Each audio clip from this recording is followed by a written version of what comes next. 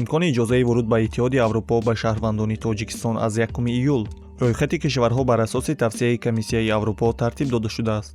Тоҷикистон ба рӯйхати пешакии кишварҳое шомил гардид, ки барои шаҳрвандони ин давлатҳо Иттиҳоди Аврупо шояд аз 1 июл вуруд ба қаламравашро иҷоза диҳад. Тавре Евроньюз иттилоъ медиҳад, Иттиҳоди Аврупо ният дорад, ки сарҳадҳояшро барои баъзе кишварҳо, ки узви иттиҳод нестанд, боз кунад. Рӯйхати ин кишварҳо бар асоси тавсияи Комиссияи Аврупо тартиб дода шудааст. Ба рӯйхат беш аз 50 кишвар бо шумули Ӯзбекистону Қазоқистон ва Тоҷикистону Туркманистон дохил шудаанд. Аз кишварҳои Осиёи марказӣ танҳо Қирғизистон дар рӯйхат нест. Ба он инчунин Иёлоти Муттаҳидаи Амрико, Русия ва Бразилия низ шомил шудаанд. Манбаъҳои Евроньюз қайд карданд, ки рӯйхат аллакай боиси баҳсҳо шудааст. Гуфта мешавад, оид ба муайян кардани меъёрҳо барои қабули ин қарор байни кишварҳои Иттиҳоди Аврупо ихтилофҳо рӯи кор омада, бархе гуфтанд, ки маълумотҳо дар бораи ковид қобили эътимод нестанд. аз ин рӯ мансабдорони аврупоӣ рӯзи панҷшанбе сари қарори омада натавониста гуфтушунидро рӯзи ҷумъа идома медиҳанд.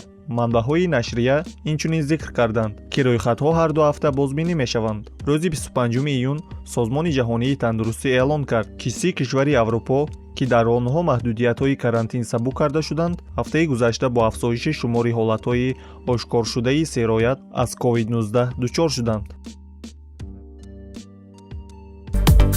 шумо орзуи дар хориҷа донишҷӯ шуданро доред? пайс ба амалӣ гаштани орзуи шумо мо кӯмак мекунем.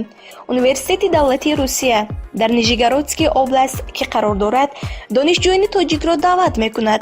Факултаҳои инженерӣ, экономистӣ, информатика ва ғайраҳо. Асос бошад тарзи хондан ройгон аст. рақамҳо барои маълумоти пурра гирифтан дар экран нишон дода шуданд.